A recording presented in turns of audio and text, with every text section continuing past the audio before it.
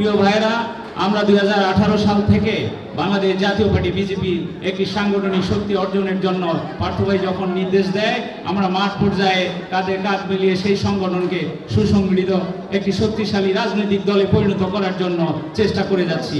প্রিয় ভাইয়েরা, আপনারা জানেন বিগত আওয়ামী লীগ সরকারের আমলে আমরা এরকম কর্মী সম্মেলন করতে চেয়েছিলাম, কিন্তু দুঃশাসন আর প্রশাসনের হুমকির মুখে আমরা এই ধরনের কোনো প্রোগ্রাম আমরা করতে পারি নাই। 5ই আগস্টের পরবর্তীকাল সময়ে যখন আমরা একটা স্বৈরাচারকে পতন করতে সক্ষম হই, তার পরবর্তীতে ব্যারিস্টার আন্দালিব রহমান পার্থ ভাই আমাদেরকে কর্মী সম্মেলন করার জন্য নির্দেশ দেওয়া হয়। আমরা প্রথমে গুলশান, বাসানটেক, বনানী, বাসানটেক এবং ক্যান্টনমেন্ট 4টি থানায় ধারাবাহিকভাবে মূলদল সহ অঙ্গ সংগঠনের কর্মী সম্মেলন করা শুরু করে দিয়েছি। আমরা দেখেছি আমাদের যে কর্মী সম্মেলনগুলো হচ্ছে, সেই সম্মেলনগুলো সাংগঠনিক শক্তি এবং আমাদের এই 6-7 বছরের যেই কর্মকাণ্ড সেগুলো আমরা তুলে ধরতে পেরেছি।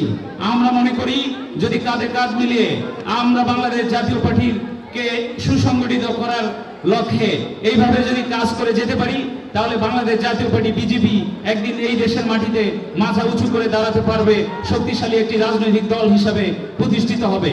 প্রিয় ভাইয়েরা, আপনারা জানেন বাংলাদেশ জাতীয় পার্টি বিজেপি আমাদের নেতা ব্যারিস্টার আন্দালিব রহমান পার্থ ভাই অত্যন্ত সুযোগ্য এবং সুদক্ষ একজন ব্যক্তি।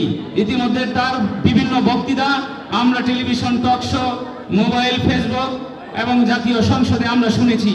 আমরা দেখেছি উনি মহান সংসদে 2008 সালে যখন ছিলেন তখন সবচেয়ে বেশি দুর্নীতির বিরুদ্ধে কথা বলেছিলেন।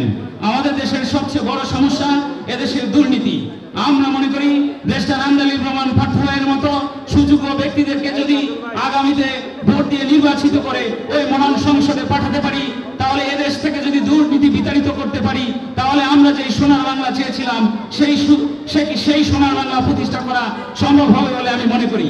প্রিয় ভাইয়েরা, আমরা কাঁধে কাঁধ মিলিয়ে সুসংগঠিত হয়ে 2018 সালের পরবর্তীকাল সময় বিজেপিকে বাংলাদেশে যেভাবে প্রতিষ্ঠিত করতে সক্ষম হয়েছি, আমরা মনে করি ব্যারিস্টার আন্দালিব রহমান পার্থ ভাই ঢাকা 17 আসনে মনোনয়ন নিয়ে যদি আসেন, সে যেই মার্কা নিয়ে আসুক, বাংলাদেশ জাতীয় পার্টি বিজেপির নেতৃত্বে আমরা তাকে নির্বাচিত করে ওই মহান সংসদে পাঠাতে আমরা সকলে বদ্ধপরিকর আছি বলে আমরা মনে করি।